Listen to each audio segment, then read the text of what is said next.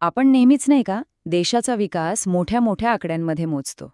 पण विचार करा, जर हेच आकडे आपल्याला खरी परिस्थिती दाखवण्याऐवजी उलट दिशाभूल करत असतील तर? आजच्या भागात आपण ह्याच संपन्नतेच्या पलीकडे जाऊन विकासाचा खरा अर्थ शोधणार आहोत, आणि तो अर्थ आहे संतुलन. तर सुरुवातच एका अगदी मूलभूत प्रश्नाने करूया. आर्थिक वाढ म्हणजे खरंच खरी प्रगती असते का? याचं उत्तर वरवर पाहता हो असंच वाटेल, पण खरं सांगायचं तर त्यापेक्षा खूपच जास्त गुंतागुंतीचं आहे.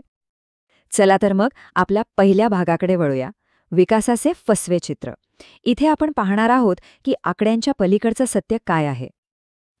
आता बघा, जीडीपीचे आकडे पाहून आपल्याला वाटू शकतं की अर्थव्यवस्था किती मजबूत आहे. पण अनेकदा काय होतं, या मोठ्या आकड्यांमागे समाजातील विषमता, पर्यावरणाची होणारी हानी आणि लोकांची खालावलेली जीवनशैली यांसारख्या गंभीर समस्या लपलेल्या असतात. म्हणजे वाढीचा हा वेग सगळ्यांपर्यंत पोचतोच असं नाही. आणि या असंतुलित विकासाचे परिणाम आपल्याला थेट समाजात दिसायला लागतात. संपत्ती फक्त काही मोजक्या लोकांच्या हातात एकवटते. शहर आणि ग्रामीण भागातली दरी वाढतच जाते. शिक्षण आणि आरोग्याच्या संधी सगळ्यांना सारख्या मिळत नाहीत. आणि मग या सगळ्यातूनच समाजात असंतोष आणि अस्थिरता निर्माण होते.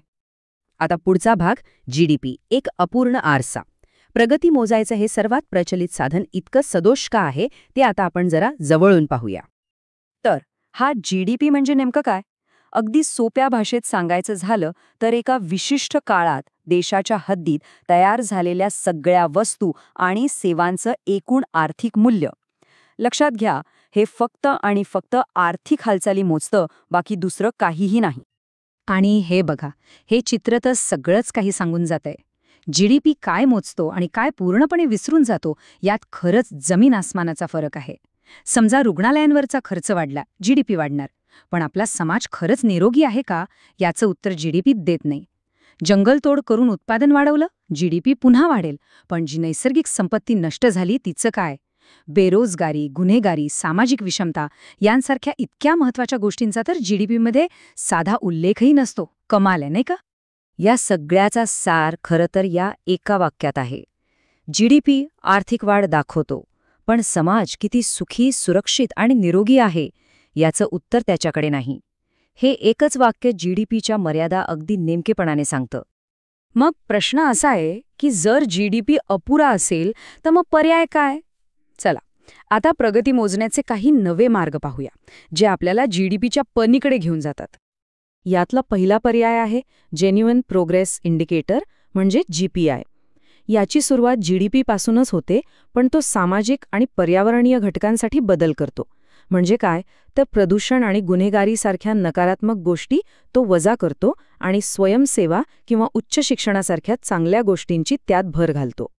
आणि दुसरा एक पर्याय आहे सोशल प्रोग्रेस इंडेक्स, म्हणजे एसपीआय. याची खासियत अशी की हा आर्थिक आकडेवारी वापरतच नाही. तो थेट लोकांचं जीवनमान आणि सामाजिक कल्याण मोजतो.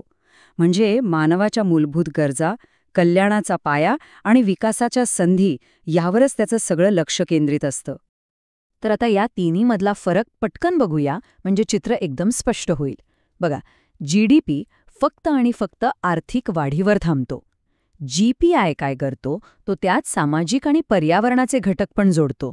आणि एसपीआय, तो तर आर्थिक वाढीला चक्क बाजूला सारून थेट सामाजिक आणि पर्यावरणीय प्रगतीच मोजतो.